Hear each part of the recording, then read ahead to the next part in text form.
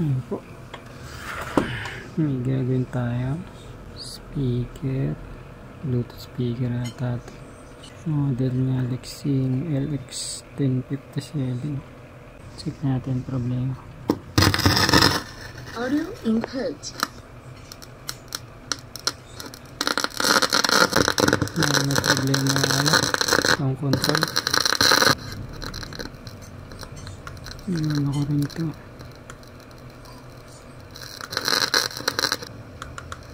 Bluetooth mode. Yung hina.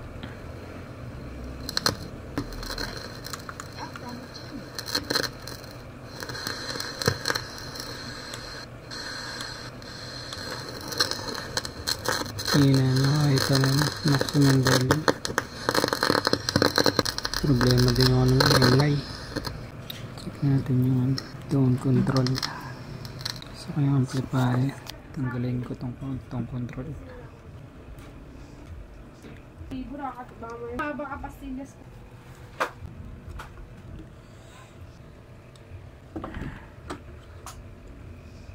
Yun.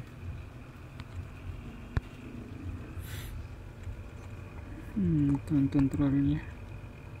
Puro kalawang nabasa ito.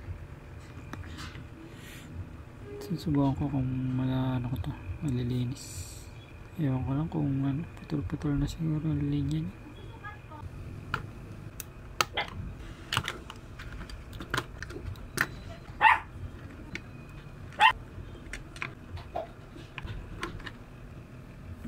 Yes. Tiyata ito na nga. Dali ko lang ito. Yan, tanggal ko na. Wow, itong linis mo.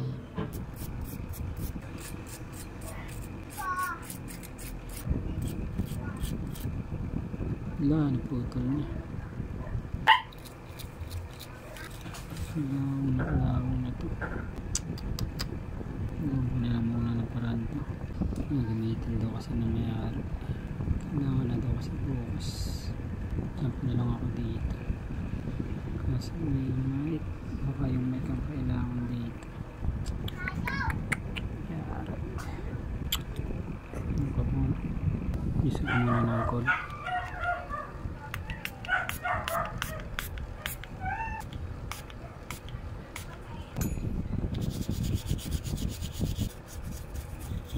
Dapat WD-40 para lumambot yung kalaman. So busin na. Pusin ko lang. Tanggalin ko yung mga chip kinalawang yun. Tingnan ko magagawa kong paraan.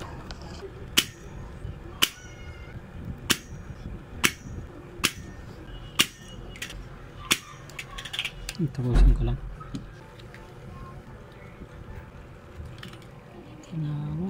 Yung putol na yung sampa. Tingnan ko makakahugot pa ako dito.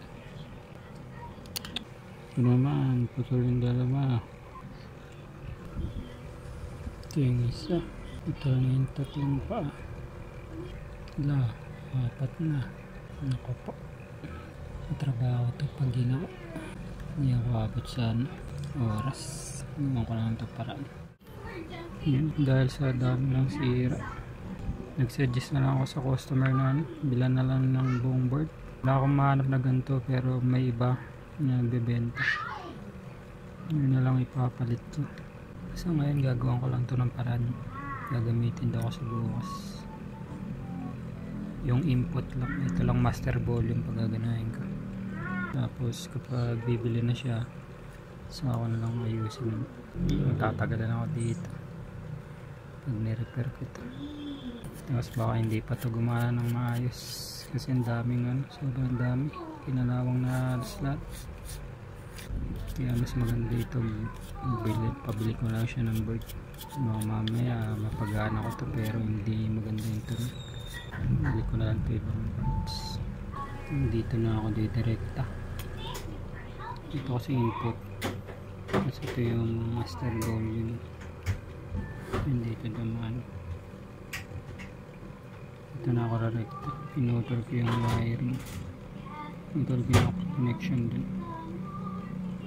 Dito na ako maghihinang ng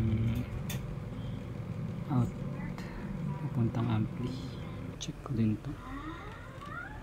Yung bluetooth mo. Okay pa naman to. Medyo okay pa to. Pero may kalawang missing pa rin.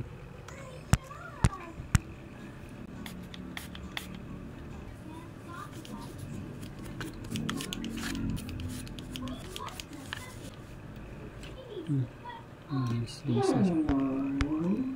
Ayos na. Tingin ko.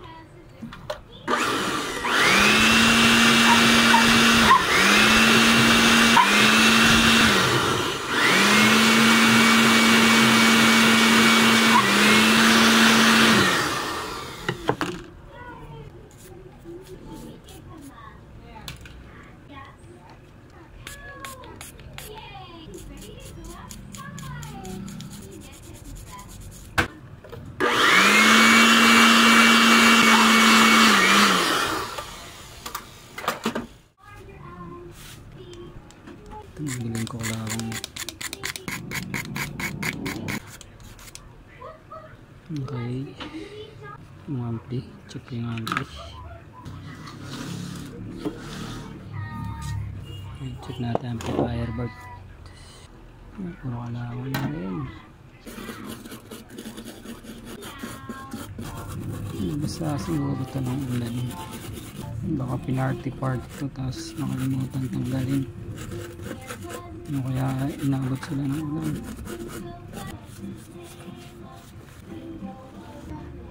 Gagawin lahat. Yan. Tigas.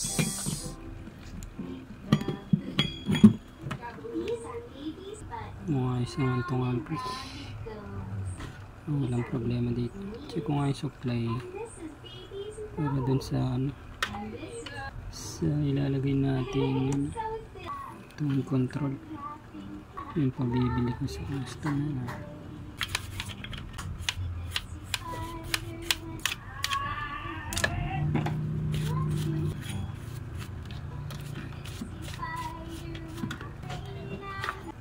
Mukha yung supply nya, no? May negative saka positive. Gawan ko muna ng wiring ano ito, itong input papunta dito. Dito na ako mag-connect. Tuling ko yung linya dito.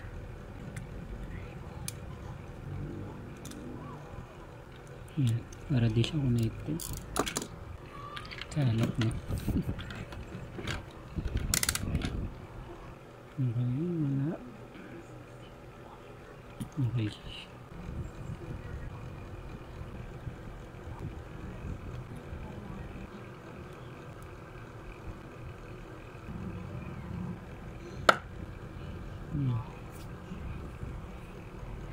Okay, testing na natin.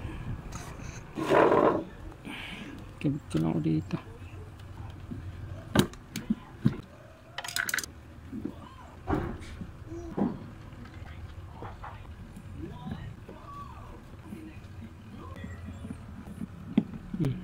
Na. So, ako na rin ayusin yung ano nito. Itong LED. Hindi magana. Baka may putol na sa linya. Itong kong wire.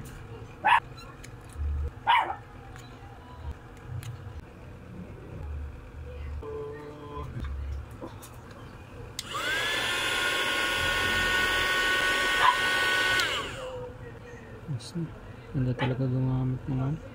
Minihit dyan. Kabit natin.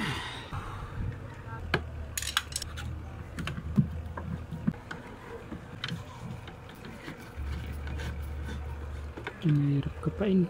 Natanggal. Isang may wagang ano, bato.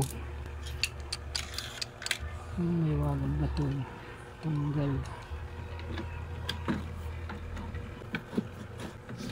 Tikit ko na ito mamaya.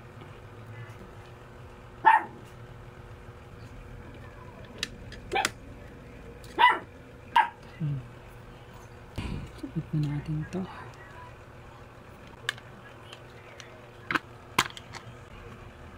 So di ma-amplify yung ano.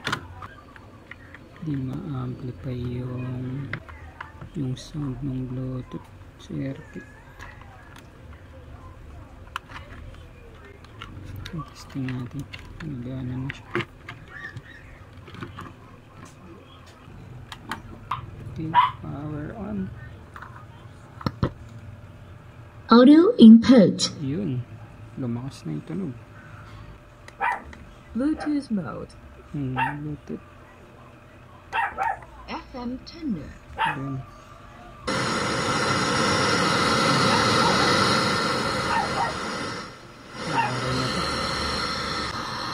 Ang testing natin sa Bluetooth. Yung Bluetooth nito, itong hub.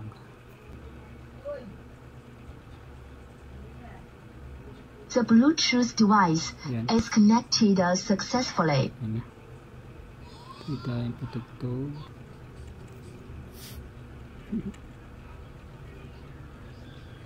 It's on the bus. The Bluetooth device is ready to pair. Ano nawala? The Bluetooth device is connected successfully. Music. Ito, yung sikat.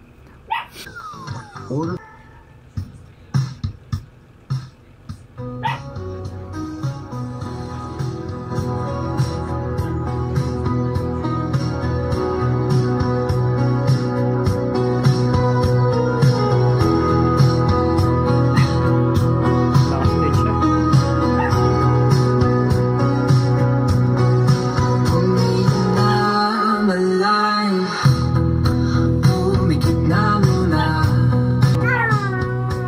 Wala to sa may okay na to.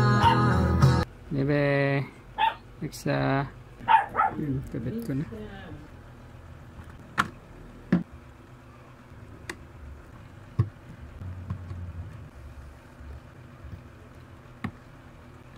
Yan. Meron na.